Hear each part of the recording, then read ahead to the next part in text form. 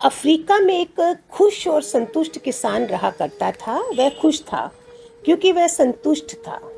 एक दिन उसके पास एक ज्ञानी वाइज पर्सन आया जिसने उसे हीरो की अहमियत और उनकी ताकत के बारे में बताया।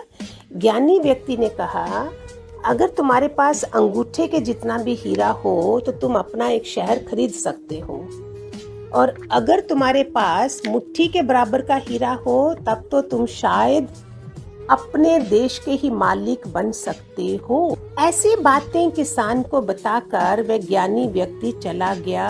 उस रात किसान बिल्कुल नहीं सो सका।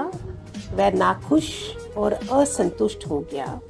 अगले दिन सुबह उसने अपने खेतों को बेचने का बंदोबस्त किया और अपने घर वालों की देखभाल का इंतजाम करके वह हीरो की खोज में निकल पड़ा। पूरे अफ्रीका में वह घूमता रहा लेकिन कुछ ना मिला। सारे यूरोप का चक्कर लगाने के बाद भी उसकी खोज पूरी ना हुई। जब वह स्पेन पहुंचा तब तक वह इमोशनल, शारीरिक, भावनात्मक और आर्थिक कमी से बिल्कुल टूट चुका था।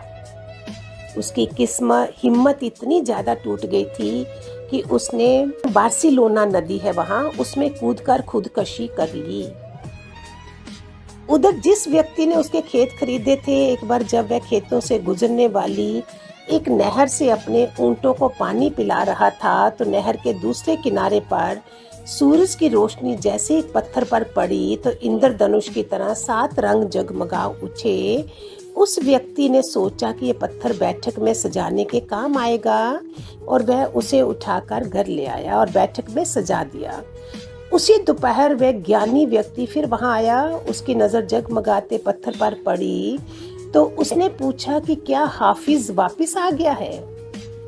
नए मालिक ने जवाब दिया, नहीं, लेकिन आप ऐसा क्यों पूछ रहे हैं। तब ज्ञानी व्यक्ति ने जवाब दिया, वह सामने रखा पत्थर हीरा है, मैं देखते ही पहचान जाता हूँ। नए मालिक ने फिर कहा, नहीं, ये सिर्फ एक पत्थर है, मैंने इसे नहर के पास से उठाया है, इसलिए मैं आपको दिखाता हूँ।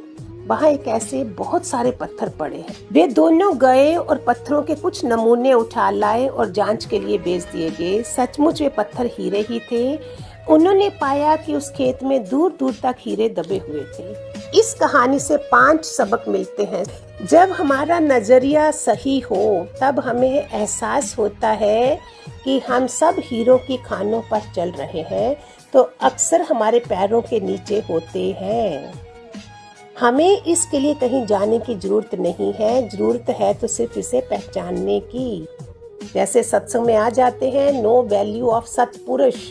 मैंने सिर्फ अपने गुरु की वैल्यू करी हुई है। मैं अपने पूरे खानदान में देखती थी क्या सबको मिला है ऐसा गुरु। मिला भी होगा तो अलग अलग नमंत्रधारी, ये वाले ऐसे वाले, बट नॉट लाइक दिस। मैंने सिर्फ और सिर्फ और सिर्फ गुरु की वैल्यू, नो राम कृष्ण, ये 33 करोड़ देवता, ये सब कुछ मेरे गुरु के अंदर थे। मेरे पास एक ही चीज थी, गुरु की वैल्यू, और कुछ भी नहीं। दूसरी ओर घास हमेशा हरी दिखती है।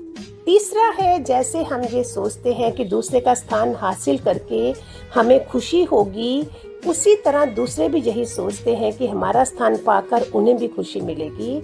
ऐसी ख्वाबी सोच को लेकर लोग अदला बदली को तैयार रहते हैं।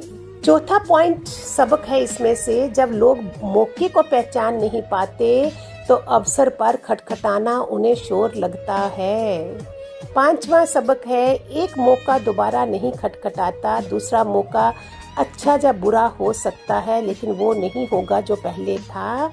इसलिए सही फैसला सही समय पर करना बहुत अहमियत रखता है।